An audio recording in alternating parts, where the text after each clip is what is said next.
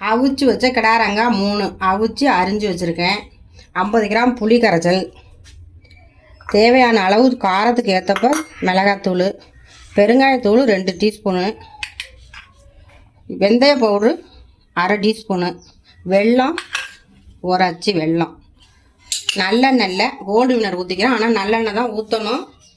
ஊற்றி வச்சா இந்த கிடாரங்காய்க்கு ஊறுகாய் போட்டு 1 மாதமானாலும் கெட்டு போகாது. வினிகர் ஊற்ற மாட்டேன், எந்த இதுவும் போட மாட்டேன். நல்லாயிருக்கும் ஊறுகாய், கிடாரங்காய் ஊறுகாய். இப்போ செய்ய போகிறோம். கடுகு சும்மா ரொம்ப போடலை, ஏன்னா ஊறுகாயில் தெரியாது, அதனால் கடுகு கொஞ்சமாக போடுறேன். இந்த அவிச்ச தண்ணியிலேயே கிடாரங்காயை அரிஞ்சு நைஸாக அரிஞ்சு வச்சுருக்கேன். தண்ணியை ஊற்றக்கூடாது, அவிக்கிற தண்ணியிலேயே உப்பு போட்டு கொஞ்சம் அவிச்சு அதையே ஊற்றி அரிஞ்சு அதே தண்ணியில் கொட்டிடணும்.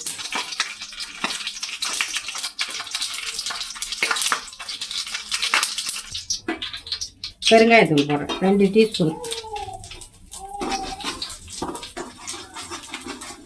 எண்ணெயில் பொரிச்சிட்டோம்னா நல்லா வாசமாக இருக்கும்.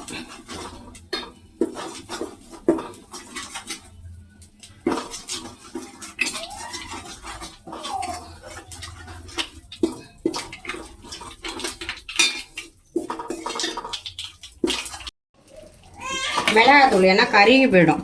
சிம்பிளை வச்சுக்கிட்டு தேவையான காரத்துக்கு ஏற்ப மிளகாத்தூள். இப்போ புளி கரைச்சல்,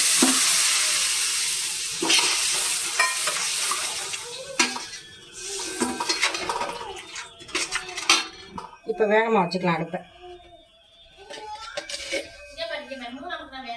உப்பு,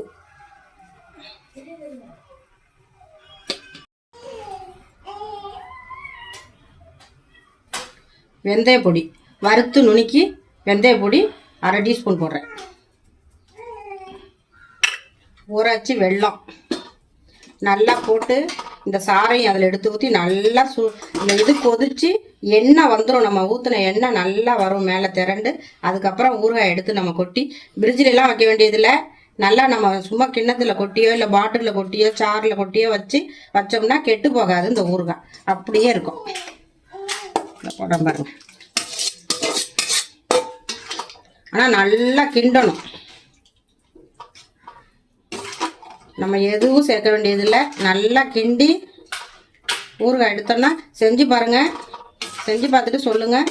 நல்லா இருக்கும் கிடாரங்காய் ஊறுகாய்.